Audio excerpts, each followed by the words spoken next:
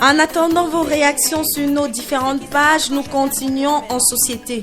Toujours des histoires de détournement de fonds publics au Cameroun. Cette fois-ci, il s'agit de la faramineuse somme de 350 millions de francs CFA qui aurait été détournée par le directeur administratif et financier de Cameroun Water Utilities Corporation, la CamWater. Il s'appelle Dieudonné Ma. À son audition mardi dernier, Dieudonné Ma a rapporté aux enquêteurs que la décision de virer l'argent de la CamWater dans des comptes appartenant à un privé est venue de son patron, DG de la société, Jean-William Solo. Une révélation qui met ainsi à nu la vieille complicité entre ces deux hommes, surtout quand on sait que ce sont d'anciens collaborateurs de l'ONADEF, Office national de développement des forêts, qui elle aussi a connu les mêmes problèmes. L'enquête a été ouverte sous la demande expresse du procureur de la République près du tribunal criminel spécial. Celui-ci a été saisi d'une dénonciation de l'Agence nationale d'investigation financière de complicité entre Jean-William Solo et un certain Dié Alois, dont le compte privé recevait à un débit élevé d'énormes sommes d'argent provenant de CamWater. Monsieur Ndié, quant à lui, est un salarié de la Camerounaise des eaux. En tout cas, affaire à suivre sur Echo Dumboa. La radio du futur, la radio du futur. Restez branchés sur Mice FM.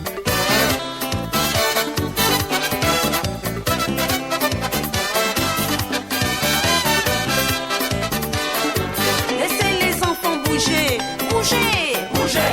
Laissez-les sauter. Qu'est-ce qu'il y a? Mais laissez-les chanter. Aïe aïe aïe. Chanter. Tout ça c'est bon, hein? C'est bon, c'est bon, c'est bon, c'est bon, c'est bon.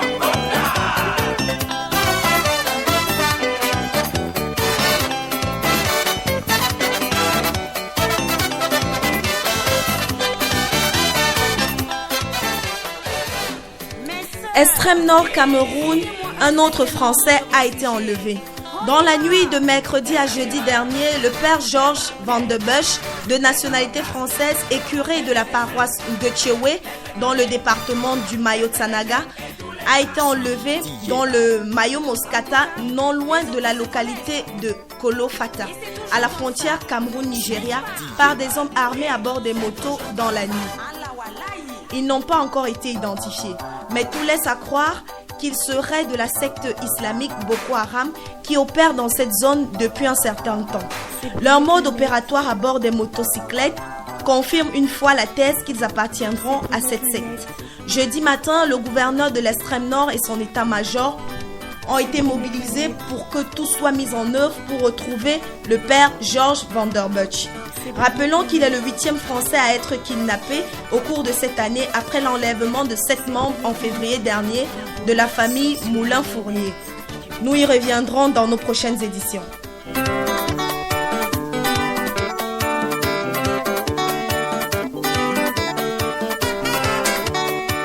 Navigation à vue. Mince. Soa, soa, soa, soa, soa, soa, soa, soa, soa, soa, soa, soa, soa, soa. Yeah.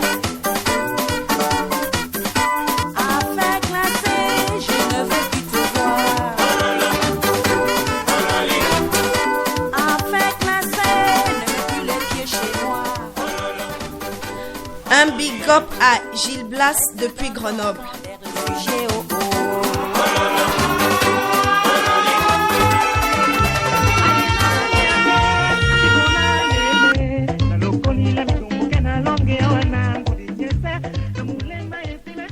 Un éboulement fait 5 morts dans la ville de Douala. L'incident s'est produit au lieu dit ancien décharge Guinness au quartier Niala-Parizeau au cours de la forte pluie qui s'est abattue dans la nuit du mercredi 13 au jeudi 14 novembre 2013. C'est vers 8h30 le jeudi matin que Sadatou Mouamadou, 23 ans, et sa fille Mariam Nadia, 3 mois, ont été enterrés au cimetière du Bois des Singes à Douala. Inhumation directe comme le veut la coutume musulmane.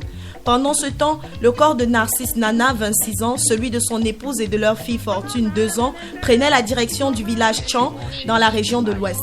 Ces 5 personnes ont perdu la vie dans cet éboulement de terrain. Aïssatou, 12 ans, et son frère Awalou, 4 ans, sont les seuls survivants. Ils se trouvent dans un état critique à l'hôpital général de Douala et sont sous soins intensifs. Les dégâts ont été graves car les 2 familles victimes étaient en plein sommeil et puisque leurs maisons respectives se trouvent dans une zone très basse. L'eau provenant des maisons en amont les atteint facilement, or le torrent était très violent cette nuit-là. Il a emporté un gros morceau de terre qui a brisé le pan du mur de la première maison construite en dur, celle où Sadatou se trouvait. Quelques minutes plus tard, un autre morceau de terre se renverse sur la maison de Narcisse Nana, construite en matériaux provisoires. Cette habitation est par la suite propulsée au loin par le torrent et tous ses occupants perdent directement la vie.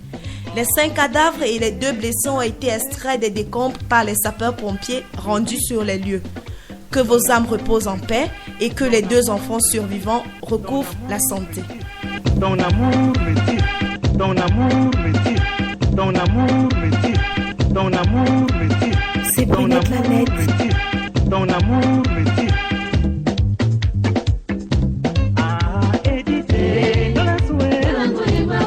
C'est Brunette la Nette, la voix sexuellement nette.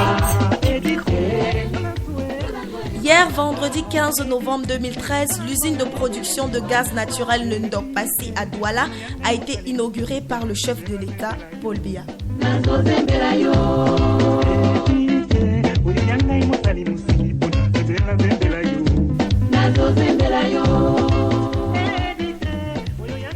Suite aux dernières élections législatives et municipales du 30 octobre 2013, un remaniement ministériel se prépare au Cameroun. Le chef de l'État garde l'opinion en haleine. Mais on raconte dans les coulisses l'entrée éventuelle dans le gouvernement de 2 personnes connues. Il s'agirait de Aminatou Ahidjo, la fille d'Amadou Ahidjo, ancien président du Cameroun, et Franck Biya, fils du président actuel. Alors, info ou intox, affaire à suivre.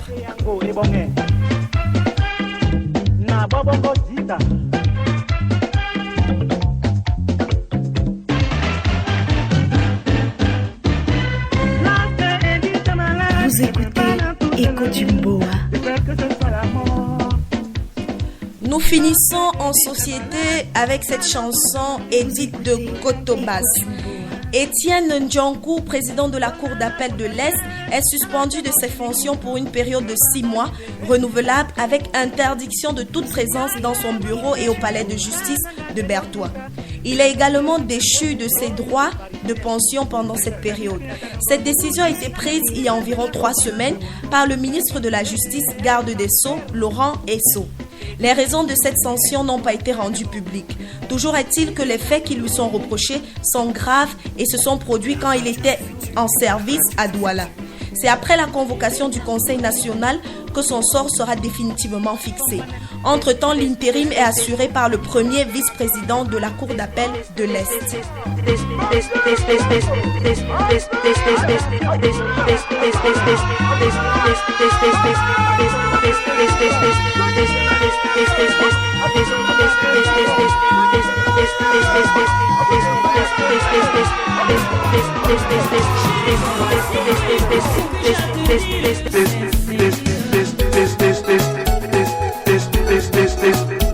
Chérie, au vu de ton comportement, chérie, je suis découragée.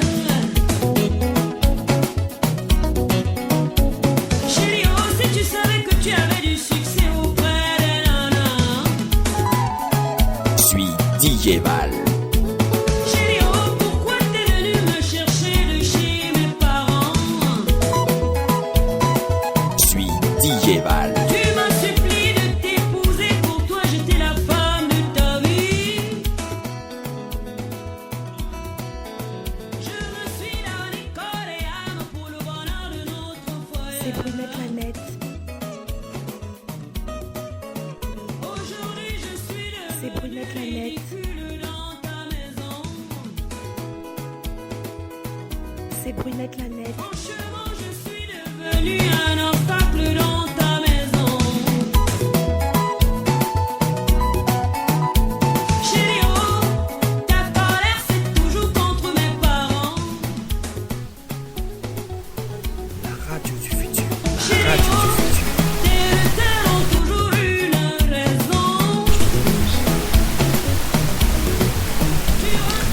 Sur ce son mensonge de ménage d'Annie Anzouet, je vous présente l'équipe de production comme chaque samedi soir.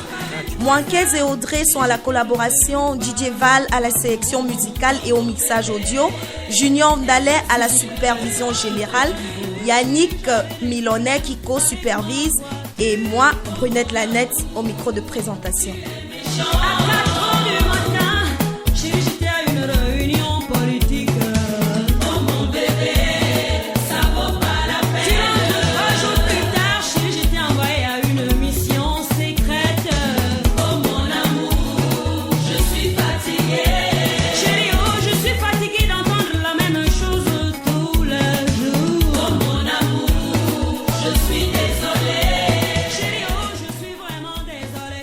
Passons en fait divers.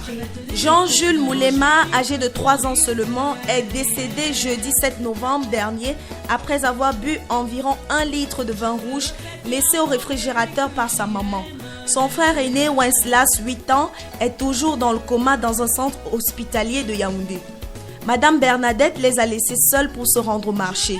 L'aîné de ses fils a invité son cadet à consommer ensemble le reste de vin rouge d'un festin familial la semaine d'avant, soit environ 2 litres de la Dame Jeanne de 100 litres. Ils auront bu environ 1 litre chacun. De retour du marché, la maman retrouve dans sa cuisine les enfants assoupis et endormis près de la Dame Jeanne de vin rouge trempée dans les urines. Elle appellera les voisins au secours qui emmèneront avec elle les enfants au dispensaire de Messassi. Vu que le chef de famille en service dans les forces armées camerounaises, plus précisément au sein de la brigade d'intervention rapide, il est affecté dans l'extrême nord depuis 6 mois. Le plus jeune, Jean-Jules, décédera quelques heures plus tard, tandis que son frère aîné est encore dans le coma. La maman se trouve actuellement en garde à vue dans un commissariat de la ville de Yaoundé pour besoin d'enquête. Repose en paix, Jean-Jules.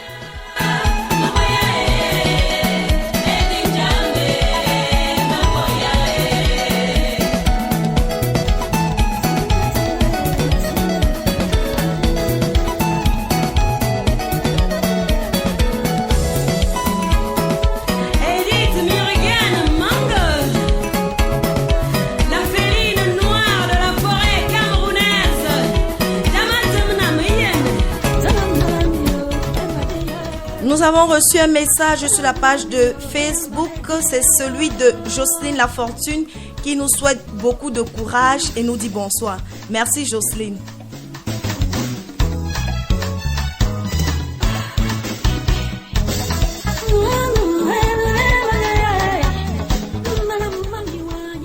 Clarisse, 41 ans et mère de 5 enfants, dont l'aîné âgé de 21 ans et le dernier de 5 ans, a rendu l'âme en mars 2013 à Bonabéry des suites de longues maladies.